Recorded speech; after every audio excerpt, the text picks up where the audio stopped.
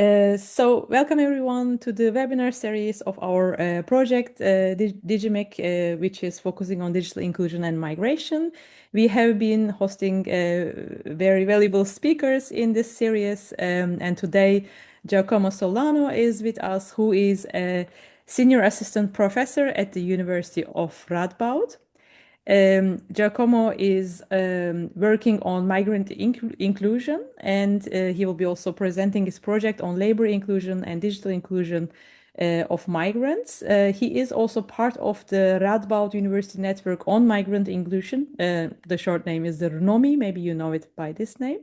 He has a PhD from social sciences from the University of Amsterdam and University of Milan Biococa, a joint degree. And we are really happy to hear more about your work, Giacomo. We are very happy that you could join us today. We will start with your presentation, and there will be hopefully time for Q&A in the end. And you can raise your hands afterwards or put your questions in the chat. The floor is yours, Giacomo. Thank you. Yeah, thank you very much. Good afternoon, everyone, as well. So today I will present the finding of a project that I have just finished, and the project was indeed about labor market inclusion, or more in general, social and labor market inclusion of female refugees in the Netherlands, linked to the digitalization and digital skills. Yes. So the starting, so I come as you presented me indeed, from a sociological, socioeconomic standpoint, and I work mostly on inclusion. So my starting point was indeed the social inclusion of migrants, in this case, refugees, defined in a way as the terms in which individuals or groups take part and participate in the society. So I always work with the idea of kind of equal access to opportunity and resources between different migrant groups and let's call the native population. Sorry for for that. And then the element that I added in this project was indeed the role of digitalization, and the idea that digitalization, of course, produce new inequalities, a new form of exclusion, but also of inclusion, but also at the same time reshape or contribute or add to the old socioeconomic inclusion and exclusion, so to socioeconomic inequality. So in a way, the idea was that digital inequality kind of coupled with socioeconomic inequalities, more traditional socioeconomic inequalities. Very briefly, we all know, let's say, the pros and cons of digitalization, especially when it comes to inclusion and migrant inclusion as well. When it comes to migrants, of course, they can, for example, access information or support independently. They can also maintain transnational ties, and more in general, digitalization or the digital environments, let's say, might enhance their autonomy or agency, both on the information, access to information, but also in managing their life. The cons are in a way the same as the pros, indeed. So they might be digital exclusion. So, for example, if there is a lack of access to device or skills or whatever, then this autonomy, for example, is lost. And there is over resilience, let's say, or reliance on the digital system. For example, the Netherlands is one of the most digitalized countries, and I will talk briefly about that later. And therefore, the offline alternative to access to some governmental services are still there, but not so developed, let's say, in a way. And this can cause, for example, digital stress, but also dependency on others. And this is actually something that I will show in the finding of my project. So what distinguishes, let's say, pros and cons is really the digital divide. So the fact that migrants, in this case, can have or not digital skills to use digital tools and digital tools, portals, whatever, for their own life.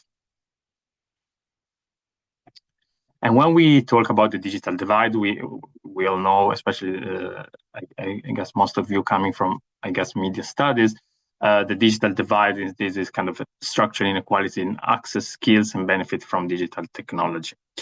And here we started from the work on Van Dijk and colleagues, and the three levels about the three levels of digital divide. The first one is indeed access to material access, let's say. So access to device, to the internet, to software. For example, heavy or not access to a laptop. The second one is more about the skills level. So the literacy, the digital literacy, but also the confidence, for example, in using their skills. So it's from material access to actually the skills that allows you to use a computer, for example, if you have it. The third one is a little bit a further step, and it's more about, let's say, the benefits that people, in this case, migrants, for example, can derive from using new technologies, and their ability, let's say, to turn their digital skills into something that is positive for their life. Like, for example, finding a job thanks to their ICT skills at the highest level, but also other stuff. So these are the three levels. And then also literature kind of distinguish between what is digital literacy, so the ability to use digital device and system, and digital activity, so the range of type of action that a person does with digital technologies, okay? And one of the assumptions, let's say, that is in literature, or at least my take on the literature, is like, if you have digital literacy, you are also digital active. And this was something that you will see will put a little bit into question in a way. Another important distinction that literature does and kind of problematize the link between literacy and activity is the type of skills. On the one hand, you have general functional skills like the basic use of device, in everyday tasks, versus the specialized. Literature refer more to professional use of these tools, digital tools.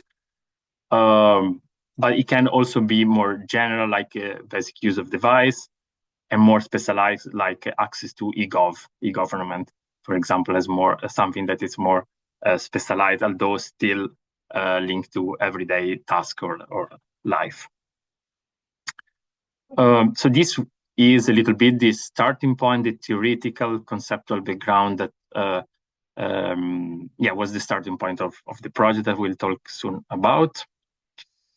And of course, there was also the fact that we already know that there is a digital divide when it comes to migrants, including, of course, refugees, which are a part of the migrant group, because they come often from countries that they have a low internet penetration. So they use internet, of course, but sometimes not through laptop, but only through, for example, the smartphone. And also there is a rather unequal infrastructure and divide between, social, spatial divide, but also digital divide between urban and rural areas, with, of course, rural areas with less access to internet, more difficulties and challenges related to digitalization. We also know, this goes beyond, of course, migrants, and also country from which migrants came from, that there is a gender divide in digitalization, let's say, or in the digital divide. So there is a gendered access to technology. With, of course, women, and I will show in the next slide, actually, that they have a lower, or on average, lower digital skills and lower access to digital technologies than men. This, of course, relates to the context of the Netherlands. As you can see here in the chart from Eurostat, the Netherlands within the European Union is the most digitalized, let's say, country with the highest amount of people with at least basic overall digital skills. Within this figure, within the Netherlands, there is a huge persistent digital gaps. First, migrants, they have quite some low digital skills, let's say. like 27% of them have below basic digital skills. More or less the same applies to women, with only with 33% actually below basic digital skills,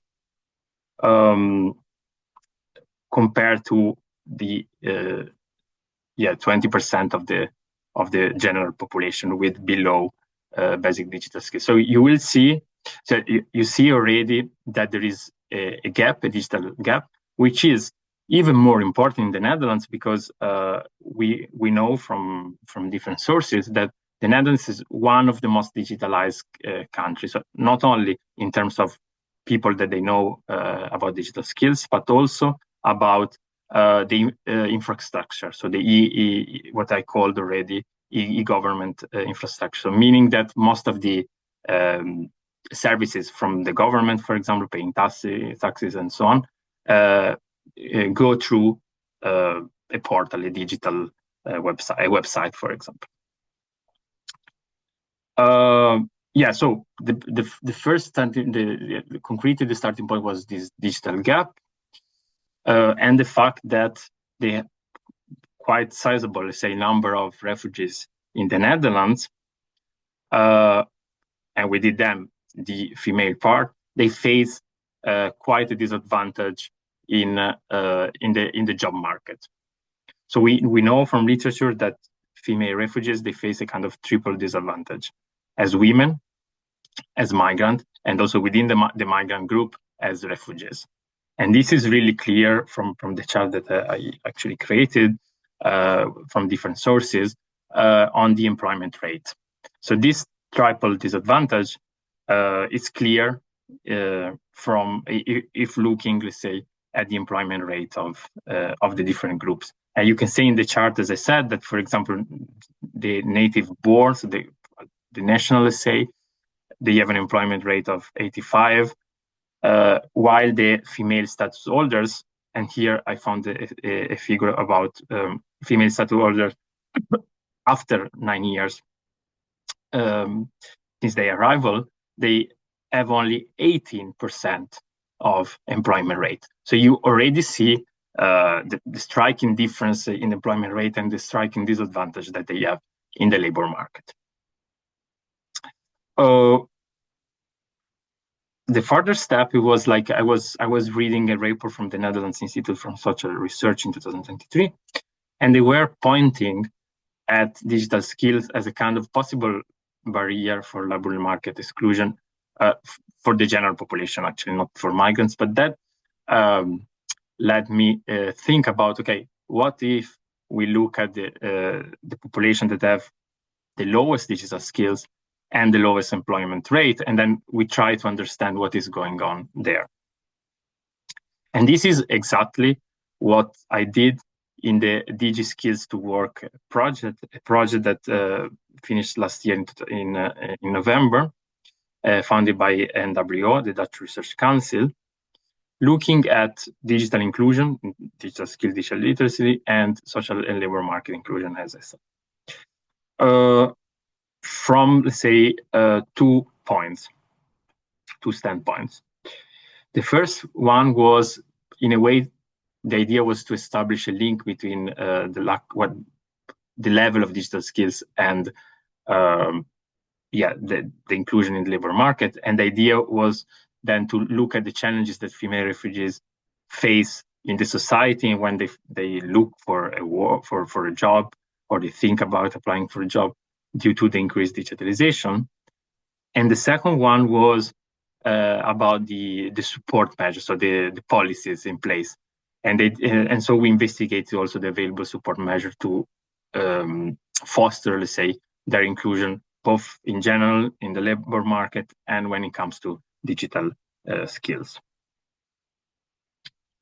And just very briefly, because I'm the one presenting today, but actually I would say that more than half of the work was done by Aral Jaramani. She was the postdoc researcher working on that, together with also Noemi Menamontes, assistant professor here at Radboud University, who was also part of the team, and two very helpful and fantastic junior researchers, Anne and Noor, Anne was responsible, together with me and Dar, of course, with the policy inventory that I'm going to show and talk about in a minute. And Noor supported me, Ar, and Noemi in more on the challenge part, and it was a qualitative part, and we'll talk soon about this. So a fantastic meet that made it possible to kind of achieve and complete the project in 1 year only, and you will see it was quite an ambitious project. So I was already kind of telling you that we use a kind of qualitative approach, I would say even a participatory approach, and the fieldwork was done by means of workshops. We organized 6 workshops, and in total we had 45 female refugees, 45 participants that were, of course, female refugees. We try to vary as much as possible the nationality. I would say the majority of the interviewees were from Afghanistan and Syria, but we also had people from Eritrea, Somalia, Sudan, Turkey, Pakistan, Yemen, and Nicaragua. So quite a wide sample, let's say. What we did in this workshop was, and here you can see a picture of the workshop. Normally, in each, well, as you can, if you can do the math, the workshop were from 5 to 10, 15 maximum, I think, participants, and they lasted more or less half day, or 2-3 hours, depending. And we started with a participatory activity. So we provide the participants with a computer. You can see, for example, in the bottom image, we were in a computer room of Radboud University. We asked them to register and browse one specific website, which is called refugeework.nl, where there are some job vacancy targeting refugees. Already it was very interesting to observe the process there. Then based on that, immediately after that, we had the focus group discussing the challenges that they encountered during the participatory activity, but more in general, their challenges in the labor market and regarding digitalization. Then as a follow-up, sometimes the same day, sometimes within 1 week or the day after, we did individual interviews with each of the participants to understand more the specific and individual story behind the person, let's say, and behind the challenges. And then in most of the cases, we had a follow-up session, like one morning, one afternoon, in which we will do some small training, sometimes about digital skills, sometimes, for example, about how to create a CV, how to create a cover letter. So we try to give a little bit back. Already the participatory activity was very useful for the participants, and many of them told us, this is the first time that I kind of hear about this refugeework.nl, and I try to do something related to my possible labor market inclusion, let's say. So they were already happy, but we tried to do something more as well through this training. The second part, I already mentioned it, was the analysis of existing policies. And we picked, let's say, we decided to focus on the municipal level because it's where the Dutch legislation actually put more the integration, the inclusion part. We look at 5 municipalities, well, Nijmegen, since we have, of course, connection with the region here, and then the 4 usual suspects, let's say, like Amsterdam, Rotterdam, The Hague, and Utrecht. We look at 3 focus areas: labor market, digital inclusion, and gender, because we focus, of course, on female refugees. And then we kind of consulted with many sources. Sometimes we had also informal conversation with policymakers just to understand a little bit more and to engage with them as well. So based on this, I think we found very interesting stuff, I would say. Well, the first thing that I want to talk about very quickly is the starting level. So this idea of female refugees with quite low digital skills was in general confirmed, but we had also, and actually some of them never used laptops or banking apps before migration, but also there were some specific case of people with quite high digital skills or competencies. Nevertheless, they struggle a little bit to adapt to the, let's say, the Dutch digital environment, but I will talk a little bit more about that. So uneven digital skills, although I would say the most of them, they were low digital skills. But this was not the only issue, of course. One of the first main issue was the material access. So I would say all of them are indeed digitally active when it comes to social media or WhatsApp or using other apps. So they use the smartphone. But the problem for them is to have a laptop. Because of course it's way better, way easier to do all this admin stuff, let's say, and interacting with the Dutch digital system through laptops. And you can see here, I put the quota, so while I talk, you can read it. This was a fundamental issue for them, and a fundamental barrier actually. Also to participate on, now I talk about labor market inclusion, but it's also about education, because for example, one of the participants is also a student here at the university, and for them it's very difficult to prepare presentation or other kind of stuff because she doesn't have a laptop. Another point that I wanted to stress, and I think it's very interesting point, so I already told you that these people, the participants, they are digitally active through smartphone. But it doesn't mean, and so therefore they have some time, well, they have somehow, let's say, basic skills when it comes to the use of a smartphone. But this doesn't mean that they are kind of digital literate, especially when it comes to more specialized actions, let's say. For example, as I already told you, to access the Dutch institutional government system, what I call e-government. To access, for example, municipal platforms, even job portals, of course. And for them was very difficult to grasp, for example, the use of the Digit, which is a kind of a wallet through which you can access all the institutional services and the e-gov platforms, let's say. So they don't have the skills. They are not familiar with that because they come from, let's say, a country in which actually this is not the case. And in a way, as you can see also from the quotes, they kind of lack the confidence to use also or to do operation and stuff on this online institutional system. So they fear that they get tricked. They fear that they make an error and a mistake. And then, of course, when it comes to governmental admin stuff, but it's important not to make errors or mistakes. And therefore, they lack confidence. And also, they have this feeling of fear. I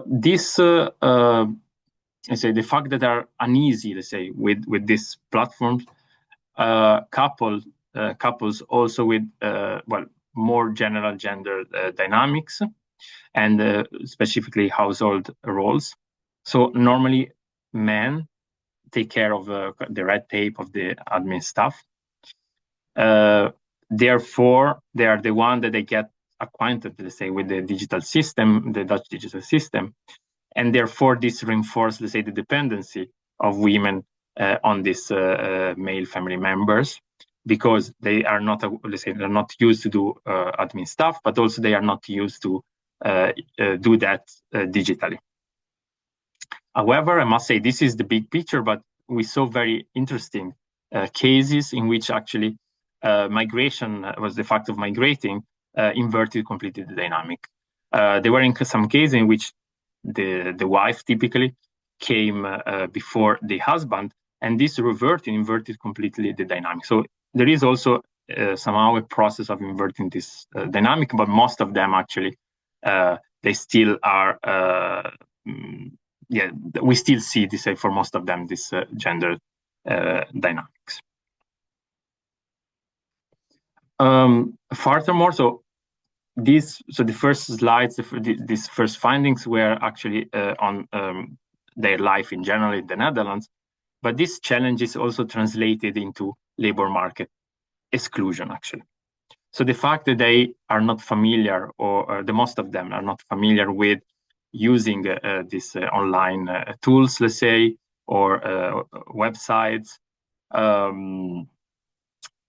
they have distrust or fear to use them, means that they have also limited access to online job portals, for example, or even skills development opportunities like a website or so on. And this really hinder also their labor market inclusion.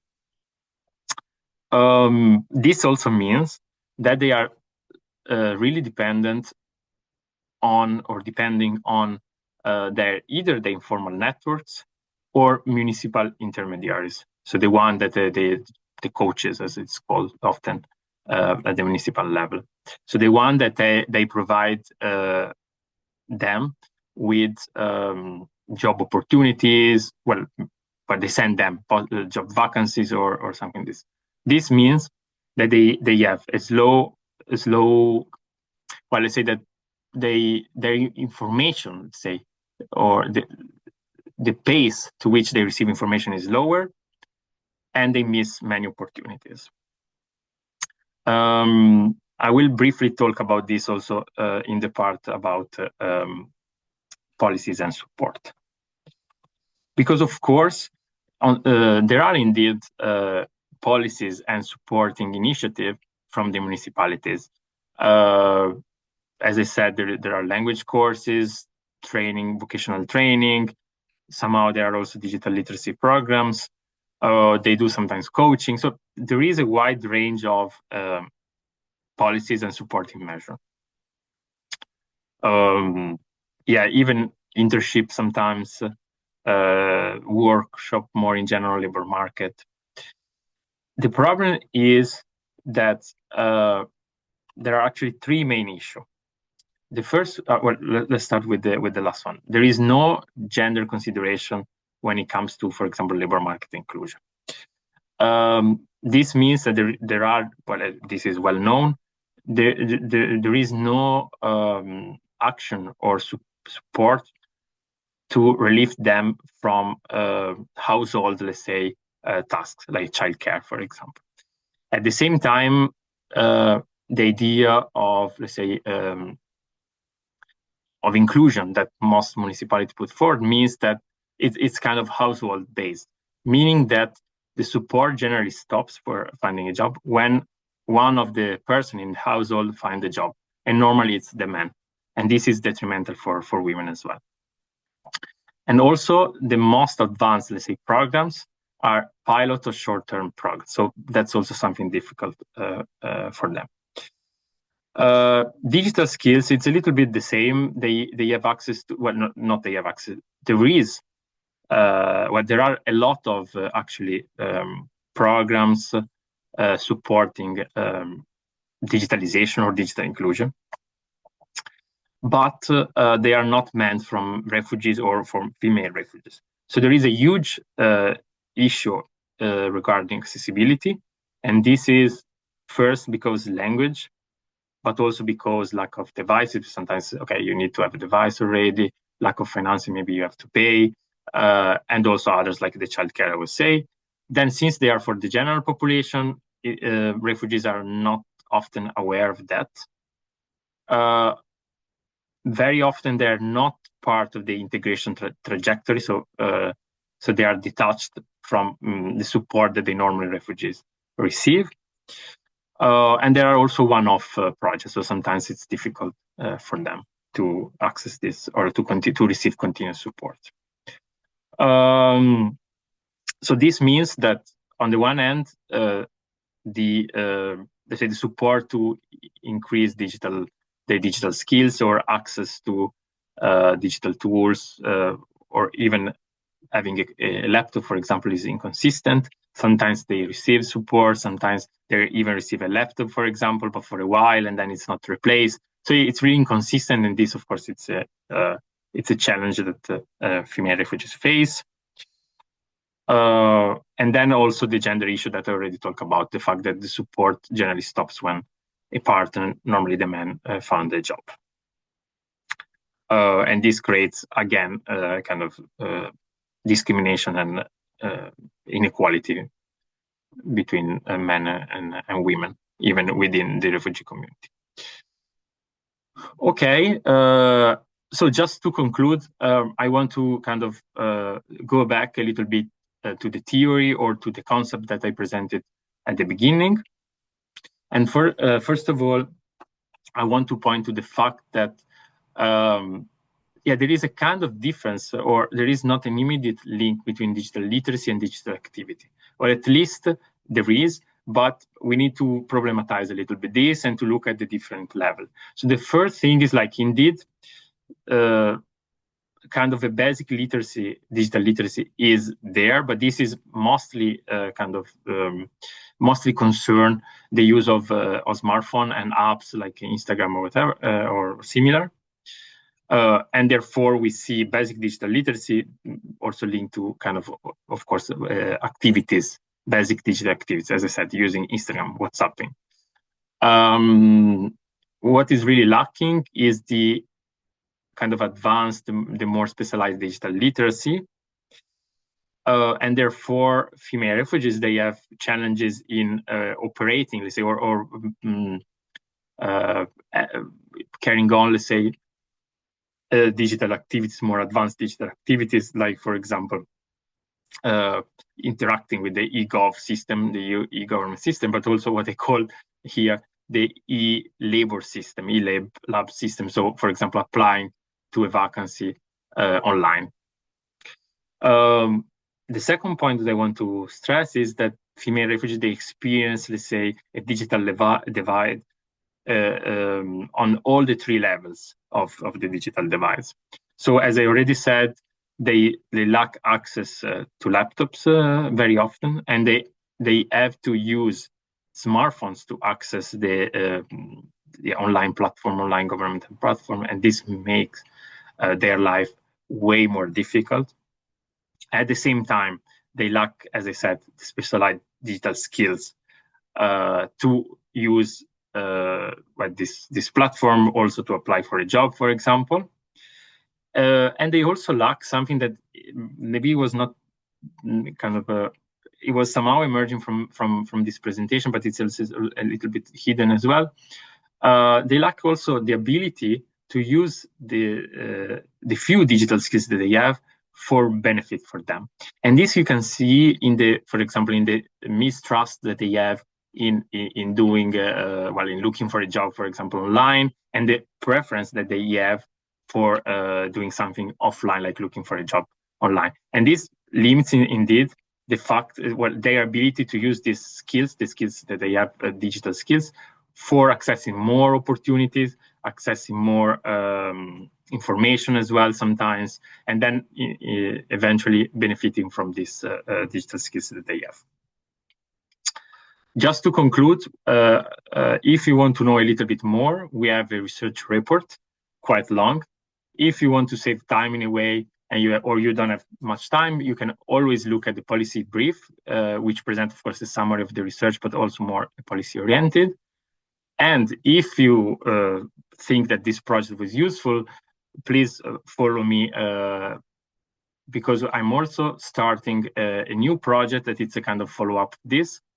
And the idea of this project, which will start probably in July for 1 year, is to convert, let's say, the scientific knowledge that we acquired in this project to create a training tool for refugees in general, but in particular for female refugees, to enhance their participation in the labor market, but also mostly to enhance their digital skills and their understanding of, let's say, the digital Dutch environment.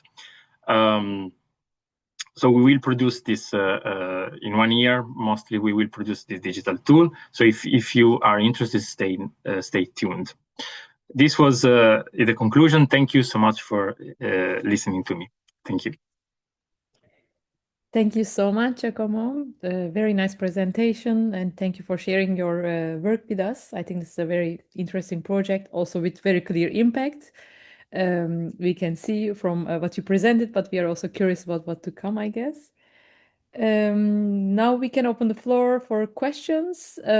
I think the chat should be available. You can write your questions in the chat or just please raise your hands and turn on your microphone and camera if possible. Are there any questions?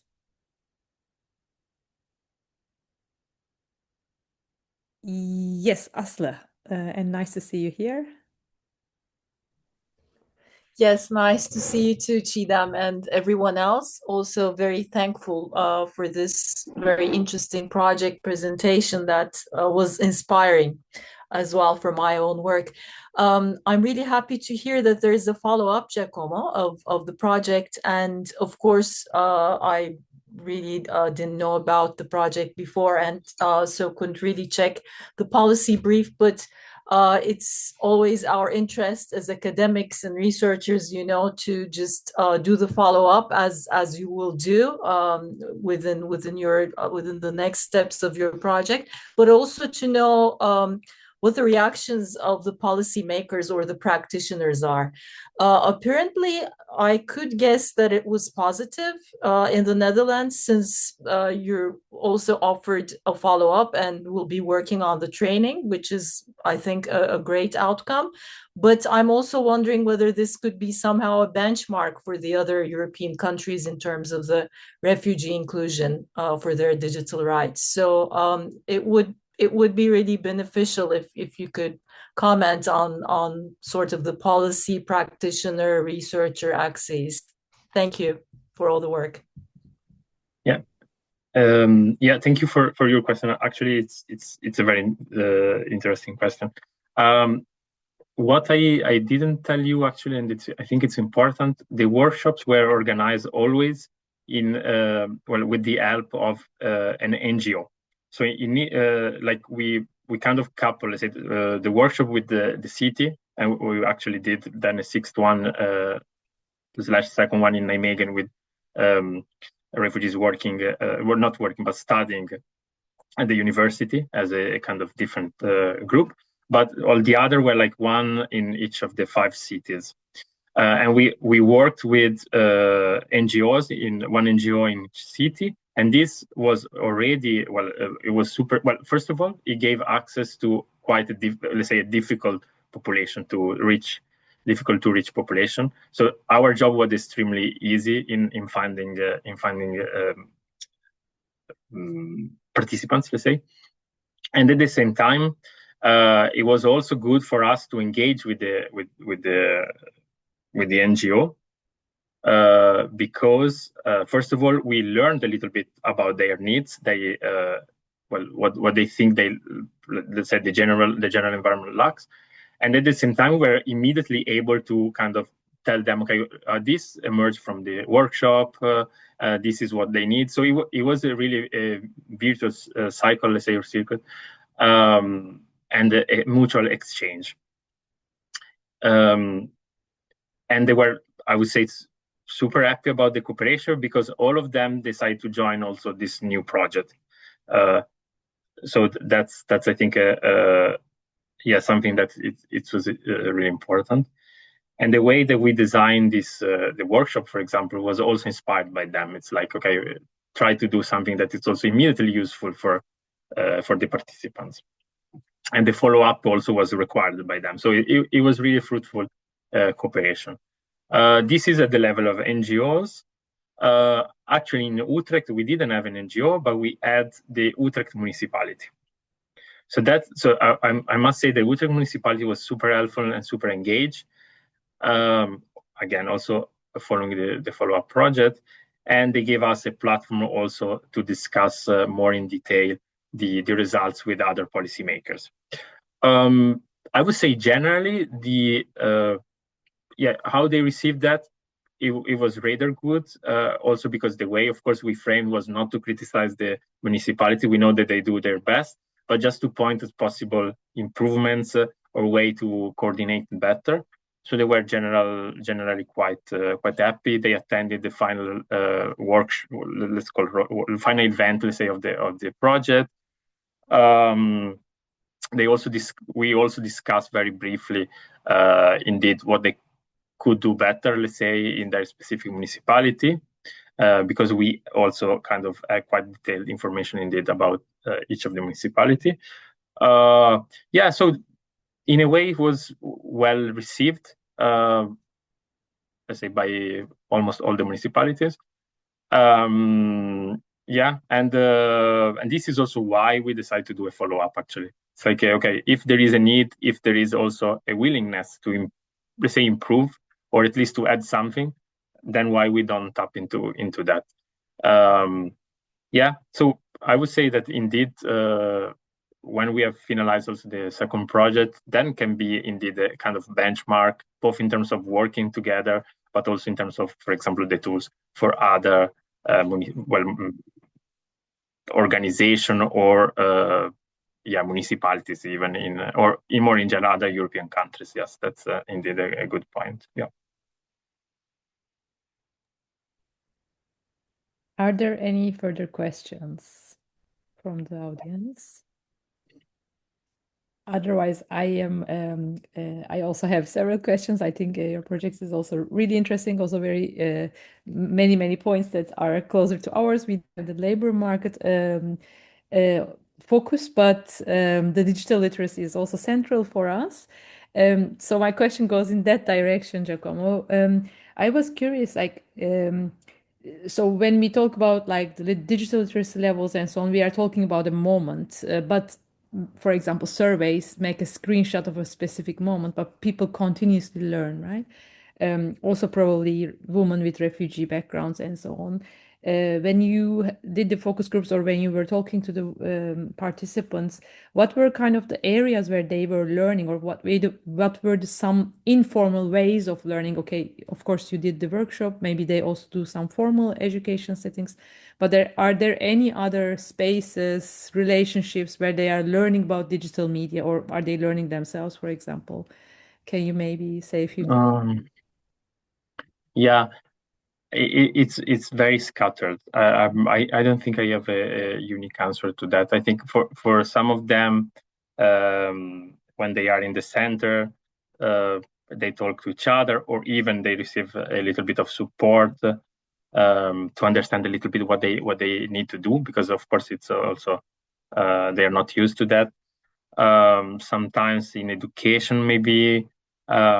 Sometimes within the so-called integration program, there are some very broad a very broad introduction to digital tools, let's say. Of course, they learn from each other. That's also something else. Or they just learn because they have to learn. So also on their own. Yeah. So that there are different channels. I don't think there is the channel actually, but definitely it was clear that the support they received on this was not enough. So that's clear. So if there is a channel from which, let's say, they don't fully learn how or understand how to deal with this digital system, is like formal support, the formal support they receive. Yeah, it's a mix of everything, and yeah, thank you. Yeah. Any other questions?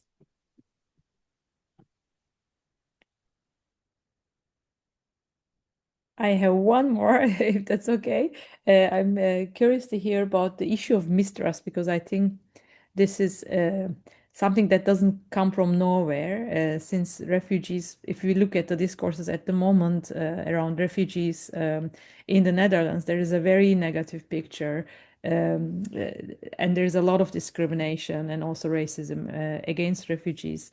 And also the system is partly, I know, for example, in Utrecht, there is work on how data systems are being used to extract the data of refugees, incoming refugees, for example, for surveillance purposes and so on. So this mistrust is kind of cultivated through experiences, so it has a long history. How do policymakers approach this? How do they perceive it? Do they develop policies to re-establish this trust? It's also very important for people to be able to trust the system or the tools that are out there and to share their information and so on and so forth, or even just to be motivated, I think. Do you think that there are policies in that direction? Yeah, but I'm not sure because so since we didn't do much on we did some informal kind of chats with policymakers, but we didn't do interviews. I'm not sure completely if there is something from our, let's say, what we saw. There is not so much, and also actually this what is telling is, for example, most of the digital inclusion initiative are actually targeting the general population, and they are done, for example, through libraries. So it's something that is quite far away from the refugee experience, of most. I must also say, in a way, that I think also from the refugee side, there is the mistrust is not really about, for example, how they're going to use our data. Although maybe there is a little bit, okay, if I do something wrong online, then they are going to send me back to my country. Maybe this is yes, but it's more really that they are not used to do this kind of stuff online, and so they kind of mistrust the tool, the digital tool, not really the fact that it's a government website, for example. I would say that this is more or less what emerged, although it was not really kind of the focus. And what is also interesting as a kind of anecdotal evidence is indeed they perceive the discrimination, they perceive the environment that it's, of course, in a way, well, not against them, but it's not welcoming, let's say. This is something that it clearly emerges from the interviews. Something else that I think it's interesting and I didn't mention is also let's say the fact that they perceive that there is a stereotype or a stereotypization of them. And you can see, well, this is known in literature, of course, but you can really see that they suffer for them. The fact, for example, that they get opportunities linked to cleaning or say very low skilled jobs for people that maybe they were teacher in their country. This is really affecting their morale and their also their life, let's say. So and what is also interesting is like there are some differences between municipalities there actually. And some of the part of the roundtable was not always but often about which municipality was the best in the area, because of course they, for example, in Rotterdam, they came all from the Rotterdam area, but not from Rotterdam necessarily. So they really perceive this kind of this misrepresentation. They don't trust in a way sometimes the government or municipality or whatever, but it's not fully linked to digitalization. Actually, it's something that is in a way separate. I think there is a mistrust in maybe the government, but also the mistrust in the digital tool, but they are not fully linked, I would say. Just to answer your question. Yeah, interesting. I would have thought that they would be more linked, but an interesting point. Thank you very much. If there are no further questions, I think, or Maud has a question. Yes, Maud, please go ahead.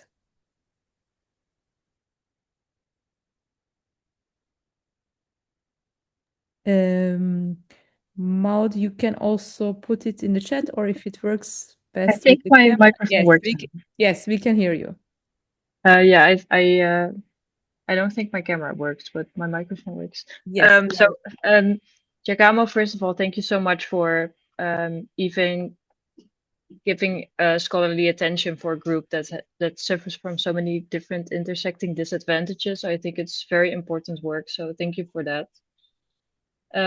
I also work with overlapping topics. I look at DigiD and how DigiD kind of reshapes access to public services. So, and migrants are one of the groups that I come across a lot.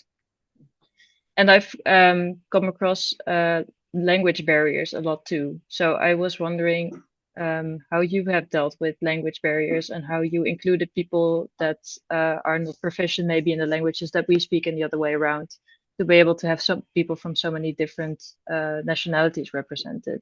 Could you maybe explain how you tackled that challenge? Yeah. Well, thank you for the question. Indeed, also in our case, actually, I didn't mention very in detail because it's known, but indeed, language is also a barrier. And language, especially when it comes to digital tool, it all together, like they have really challenges for the language, but also for digital tool. So it comes together in a way. How we recruited that, so that was very interesting. So actually, Ara and also Noor, they are Arabic speaker. So and that was intentional. Actually, I hired people that they were proficient in Arabic, which was for Syrian, for example. Well, I mean, we have many Syrian participants, so that was very helpful. And we also so for each workshop we tried to put together people, well, refugees in this case, of the same nationality or at the same or that they speak the same language. So that was a way to overcome. So they were conducted in either English, Dutch, Arabic, or a mix of them sometimes as well. For the Afghanistan workshop, which was here in Nijmegen, the main language was actually English, with a mix of Dutch, actually. And one of the participants was also, one of the participants to the other workshop in Nijmegen, the one with with the refugees studying at the university, was also a kind of assistant to the other workshop because she's from Afghanistan, and she helped us so much with that, doing a little bit of translation. So that was so most of the time we did somehow there was a kind of interpretation service there, very informal, but it was there. So or it was directly in Arabic. So like a couple of the workshop, actually, I didn't attend because it was in Arabic. So, and it was Ara leading in that. Yeah. So we were really kind of careful when it came to the language. Also, for example, the gender. Indeed, there are also other interesting dynamics, like for example the hierarchy in a way, because and the couple with the gender. For example, since I was the PI of the project and I'm a man and I work at the university, there was really this idea of calling me the professor, for example, and I had to work a lot to say, no, but I'm Giacomo, let's talk. So also this was difficult, but it was very helpful. For example, the Ara was there speaking the language. Also, by the way, Ara has a refugee background, so for them it was really good also to relate. Also, Noor has a refugee background, so let's say the team was already very inclusive in a way that we were sure that they felt connected to us, let's say, in a way, and welcomed by us as well, and comfortable with us. So there was a lot of work behind the scene, let's say, to ensure that actually. Thank you so much. Thank you. Any other questions? Otherwise, I would like to thank you very much, Giacomo, for being here. Thank you for having me. Your work, sharing it with us.